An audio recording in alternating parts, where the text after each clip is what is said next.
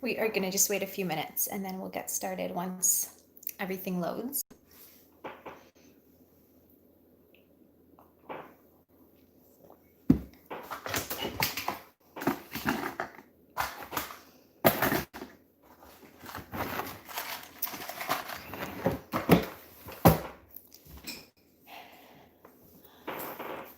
Just wait a few more seconds.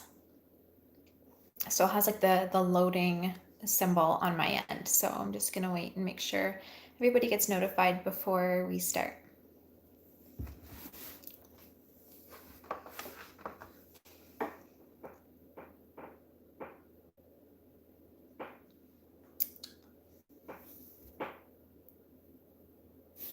Okay, so I just this morning decided to come live on YouTube tonight.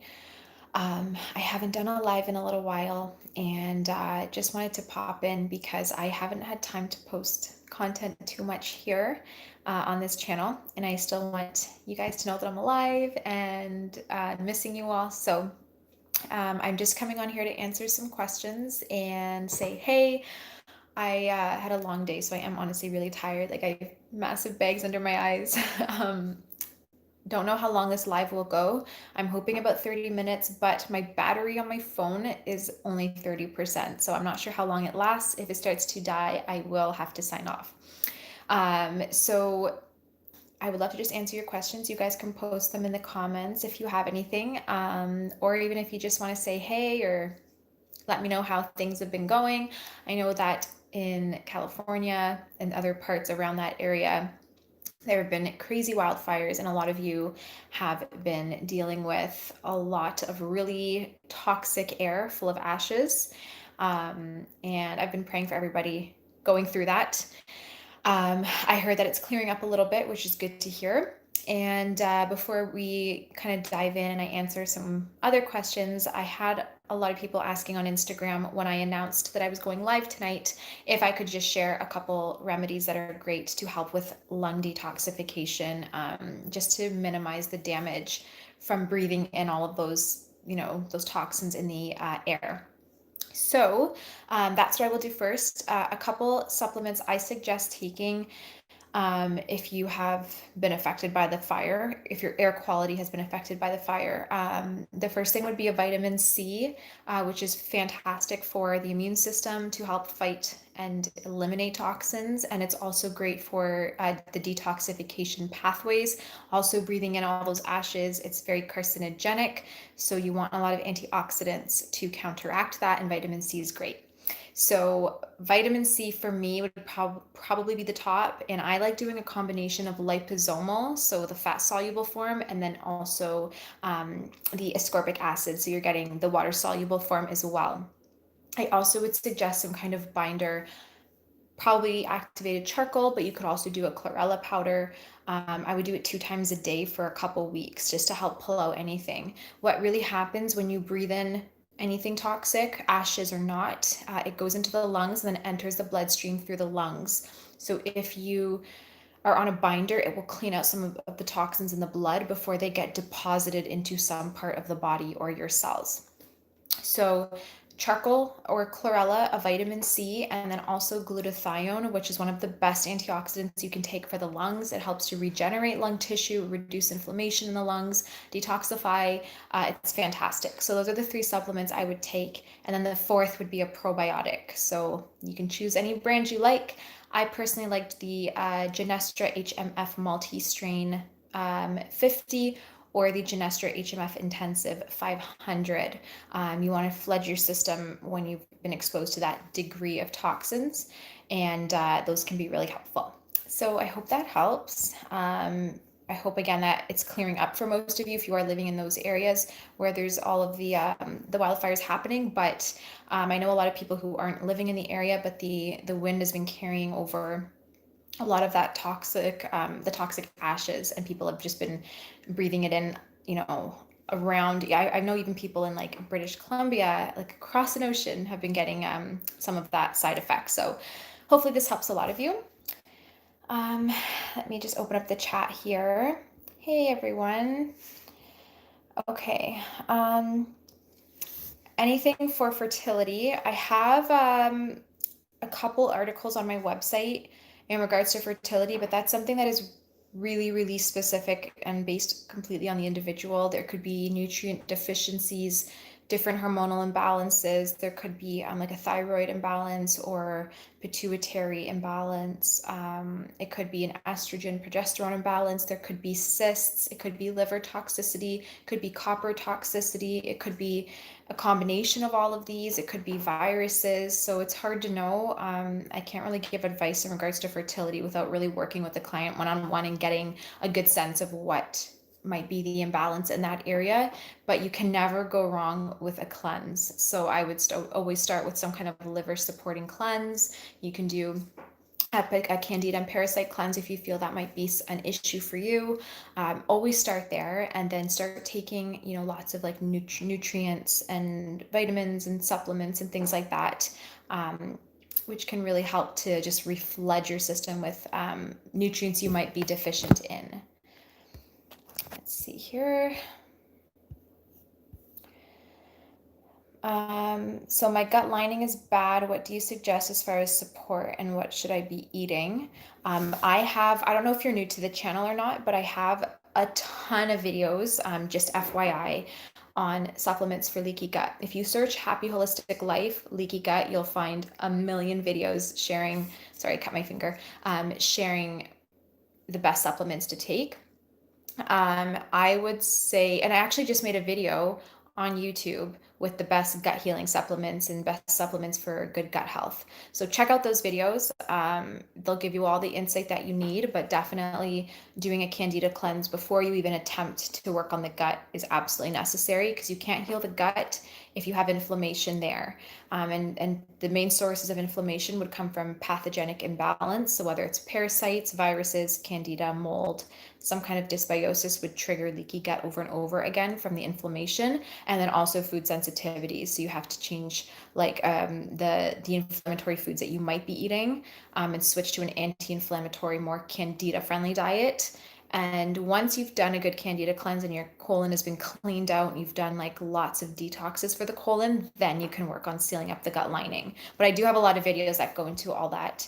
And they're very easy to find, and they're very like to the point, so you won't have to like dig for information. So just search Happy Holistic Life and then leaky gut, and you'll find a lot of stuff. I also have some content on my blog as well that you can search. It's the holisticspring.com, and then you can click the blog tab.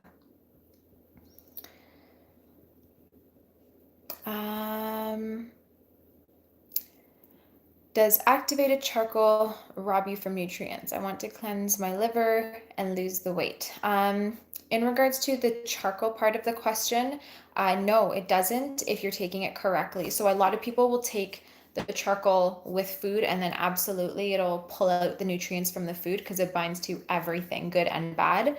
And then you'll be losing nutrients that way. But if you're taking it like first thing in the morning, when you wake up, brush your teeth, take your charcoal, and then wait at least half hour before drinking or consuming or eating anything, you'll be totally fine.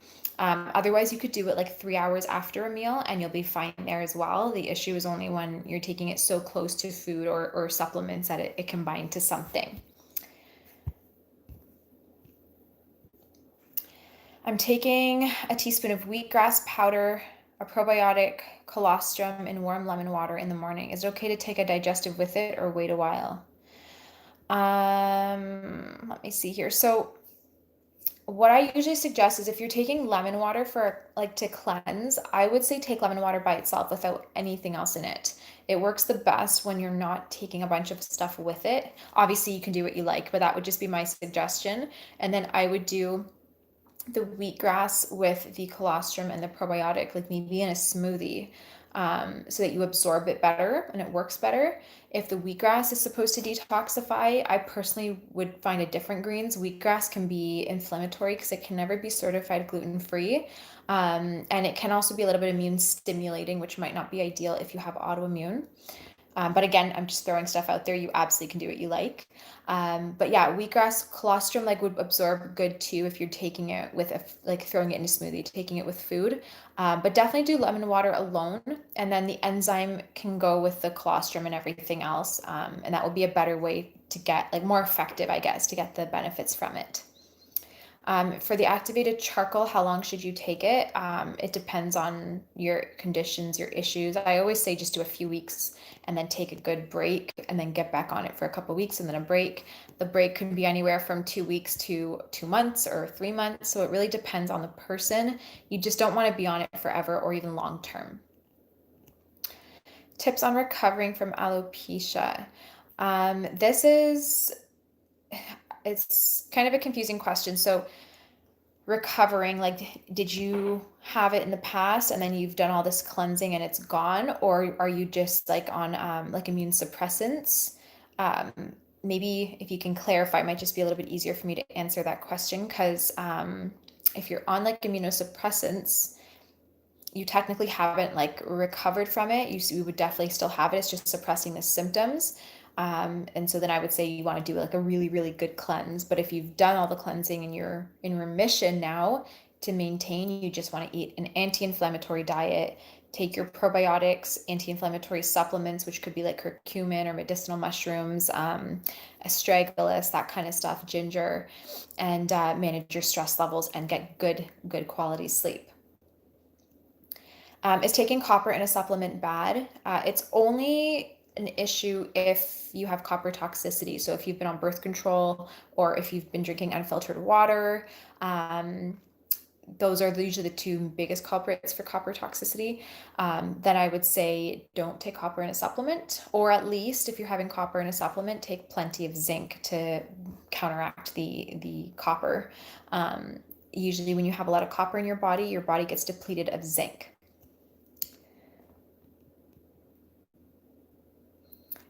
I've been watching old videos in your other channel. In a video, you mentioned that you can possibly tell the gender of a fetus by the time it was conceived. Sorry if this is random, but how? Not random at all. So this isn't like my observation. I was just doing research. There's a fertility tracking company called Lady Comp, and I was reading an article from them that was actually like a published study that was saying that female sperm swims slower. So if you were, say you were ovulating on a certain day, you would want to, say you're ovulating on a certain day, depending on when you were having the intercourse would determine the gender of the baby, just based on how long it takes for the sperm to travel. So male sperm will like swim quicker and will usually live 1 to 2 days, whereas female sperm lives, I believe, just based on the article, they said anywhere from 3 to 5 days. So that's kind of how you can tell. But I would just Google like how to determine or like how to try to conceive a girl or how to try to conceive a boy. It'll explain it a little bit better. I again don't know if it's legit or not. I was just reading it and I thought it was pretty cool. But again, I don't know if anyone's like tried this. Like it is a published study, but again, I don't know how accurate it is. So if anyone finds any more info, I'd love to know. It's definitely an interesting topic.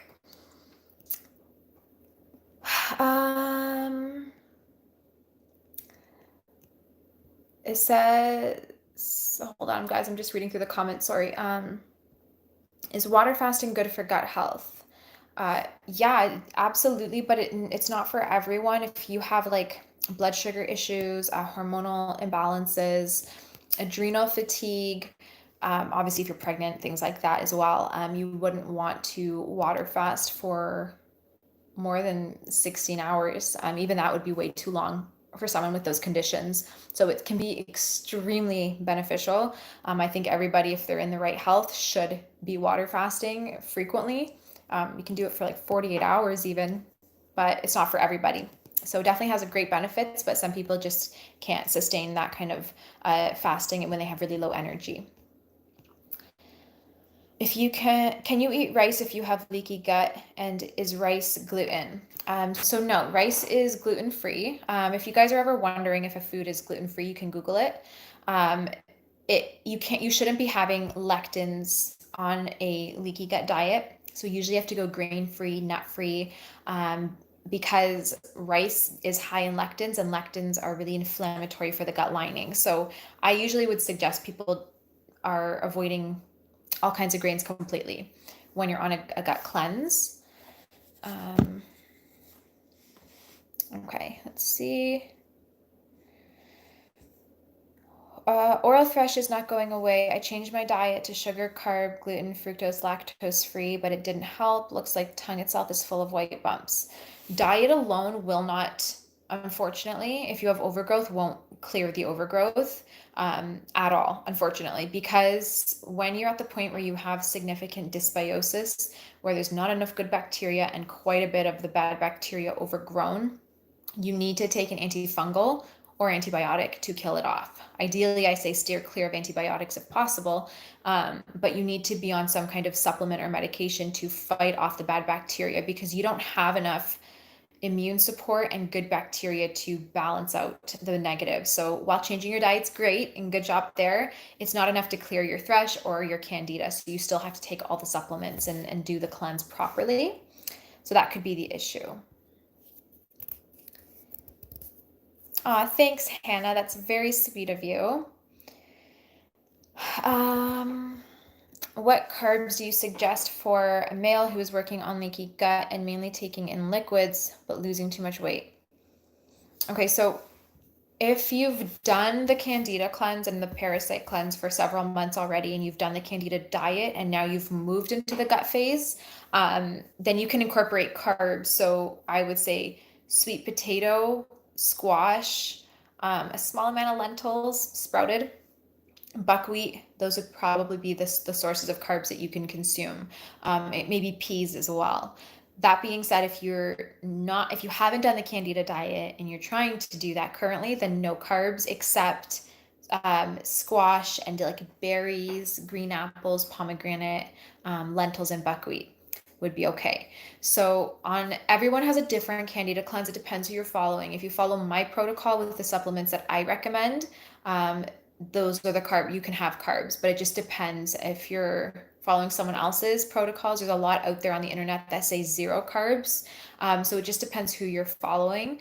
I have a candida ebook that's on my website, holisticspring.com. It's a seasonal candida and parasite cleanse. And then right after you've completed that cleanse, I have a leaky gut protocol, which you can then move on and follow. And that gives you all the types of foods and things that you can eat when you're on the leaky gut phase. And it's typically, if you've done the work, you've done the candida cleanse, you can incorporate a decent amount of carbs into the gut phase. You just want to do more lectin-free, anti-inflammatory type of diet. You don't need to be on a liquid diet to seal up the gut lining. You can do like your bone broths and stuff while eating food. You just don't want to have things that are raw. So you want to steam everything and cook them and soak them well and that kind of stuff. But you shouldn't be losing weight if you are doing it correctly. So up your fat content as well. Make sure that you're getting lots of protein, like have protein shakes throughout the day and up your fat content, and then make sure you're having a decent amount of carbs. Okay, will you be accepting new clients anytime soon? I really need one-on-one help. I can barely eat and I'm losing hair because of deficiencies. I don't know if I will be. I have way too many clients, to be honest, right now. I do have a wait list though. So if you're on the wait list, sometimes an appointment will pop up within a week and sometimes it could take months. So I don't know how long it takes. It just depends on when somebody either drops out or is unable to attend an appointment or graduates as a client. So depending on all of that, I would say just get on the wait list and then hopefully something comes up. But I am not planning on taking on new clients probably for a little while, except from the wait list. I'll be accepting clients here and there, again, when somebody drops off or graduates or things like that. So I will let everybody know if I am accepting new clients for sure, but the wait list is quite long right now that I still have to kind of work my way through all that.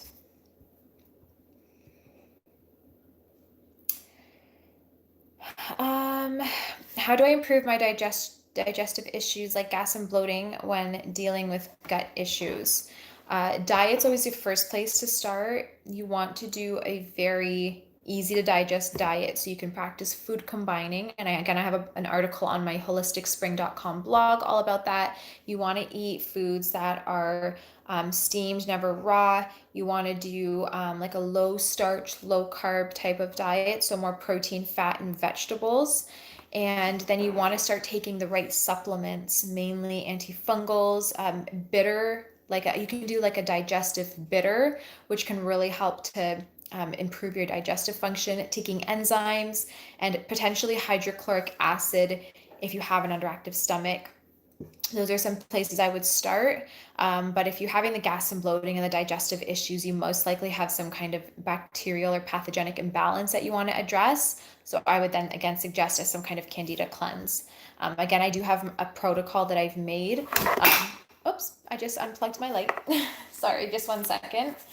I have a protocol that I've made that includes, I don't like the yellow light. Hold up here. Gotta figure out how to use this thing. There we go. Sorry about that. So there's the seasonal candida and parasite cleanse ebook. I'll link it in the description once I upload this video, but it is available on my website, holisticspring.com. And there's over 50 recipes that include like breakfast, lunch, dinner, snacks, drinks, desserts, that are all candida friendly and easy to digest. So you can do that if you'd like, but I think like people usually find the best results with the gas and bloating and things like that when they've done some kind of cleanse for sure. So cleaning out the colon can be really helpful. Okay, let me just see. What would you suggest to do if secretory IgA came back really low, but there's no bug bacteria issue according to the GI test? I've said this many times and I'll say it again. GI tests fail you time and time again. They are not accurate. And the reason is parasites, candida, bacteria, mold, whatever pathogens you have and most likely have in the intestinal system, they stick to the colon wall. They're covered by biofilms, by mucus, by, honestly, as gross as it sounds, old stool, and whatever else is built up and surrounding the colon. So when you're getting a stool analysis done, if that's the test I'm assuming you've had, the only thing they're going to find in the stool is what's physically coming out. So if any pathogens that you have and all that are stuck to the colon wall, it's not going to appear up in your stool. And I have seen so many clients who have gotten negative stool tests or GI tests when they did in fact have an incredible amount of pathogenic overgrowth, and you could see it through the photos they were sending, which were like super long parasites, one after the next coming out, yeast, you could see it, all kinds of stuff. So I personally don't ever trust a stool analysis. I just don't. I don't think they're accurate. So if that's the kind of test that you had, you probably do have some kind of imbalance there. You could have the IgA, high levels of IgA as well when it comes to food sensitivities. So it's not just pathogens, and there also could be viruses present. So lots to think about in regards to that. H. pylori, I have a whole video on that as well on YouTube. You can search that, like Happy Holistic Life, and just search, I don't know if it's gastritis or even if you just search H. pylori, something might come up. But it's a process that you want to do, making sure you're doing it in the right way. And something with H. pylori is usually there's ulcers. And if there's ulcers, I don't like giving too much advice without working, again, one-on-one with a client, because it can get quite inflammatory if you're doing things the wrong way. So I would say the best place to start is doing anti-inflammatories like aloe vera gel, marshmallow root, ginger and turmeric, bone broths, like do really soothing things for the stomach. Cut out all sugar and starch, except for maybe like a little bit of like berries and that kind of stuff. And do like a good anti-inflammatory diet. And then you're going to want to get on antifungals. There are lots that are great for H. pylori, but it depends on what's happening with your stomach. So I don't want to suggest too much without, again, working with you and all that, because just for like legal purposes, I don't want to cause any harm. So definitely start with the suggestions that I just gave you, and then go from there. Maybe hopefully you can work with a practitioner or something like that. Okay.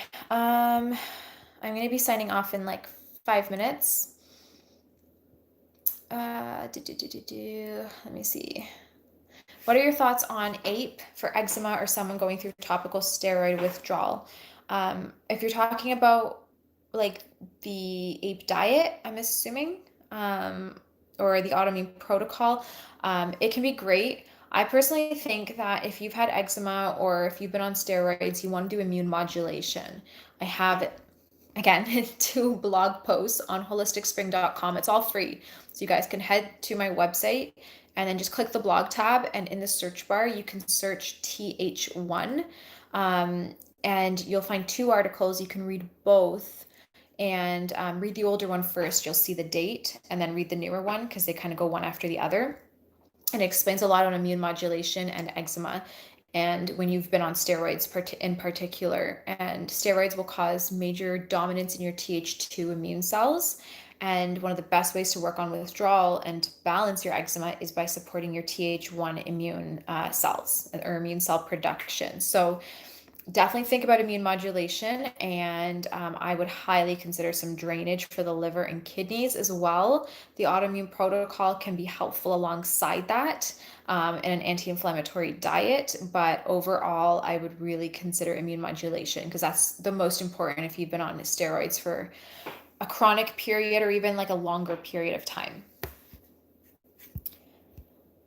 Okay, let's see here. And sorry, I'm just super tired, so my energy is very low tonight, but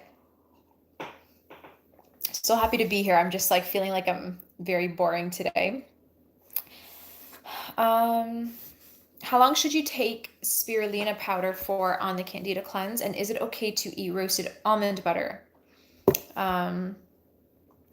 Okay, so spirulina is something that you can do for 2 to 3 weeks on, and then take a couple week break, and then 2 to 3 weeks on and a couple week break, unless your practitioner suggests otherwise. Almond butter might be okay for some people. It depends on whether or not you have a food sensitivity. As far as Candida goes, it won't feed Candida, so it's okay. But if you are sensitive to almonds, or you feel like it's inflammatory or triggering you in some way, then I would steer clear of it.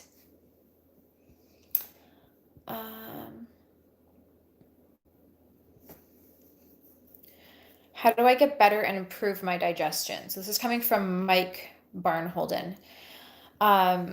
So just following all the tips that I've shared so far throughout this live video, definitely doing the Candida cleanse, that's going to make your digestion better, hopefully.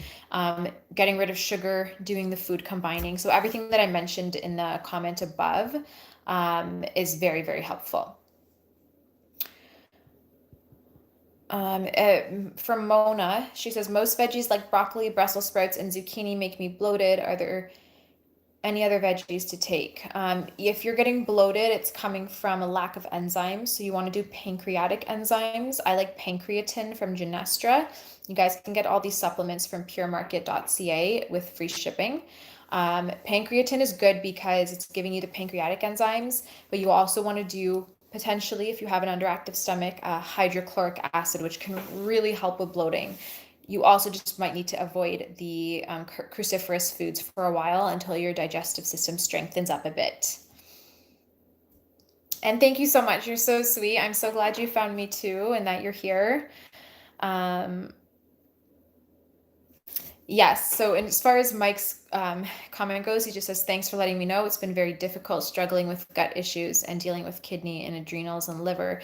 It's a lot, guys. So something I want to leave you with, it is not easy to take this journey, whether you're doing it on your own or you're doing it with a practitioner. It's not easy. Like, it takes a ton of dedication. It takes a lot of money. It's not cheap to buy supplements and to switch up your diet to organic and grass-fed and do all the things. It's not easy. And if you're able to do it, it just shows how strong you guys are. Because I was there. I was back, especially a few years ago, when I was at my lowest point, where I was covered head to toe in psoriasis, had IBS flares a few times a day. It was actually diagnosed as IBD. It was really severe. Had eczema on my face, had extreme adrenal fatigue and major thyroid imbalances, losing hair in clumps, and the list goes on. PCOS, I had like literally everything you could think of. And I was at a point where I could barely function. It was horrible and so painful. And to look at the journey when I first started, it was so overwhelming because I was the person who was eating junk food and knew nothing about health and didn't care about health, to all of a sudden having to completely go gluten-free, dairy-free, sugar-free, organic, all the supplements. Like it was a massive, complete turnaround for me in my life. And I know it's the same for you guys.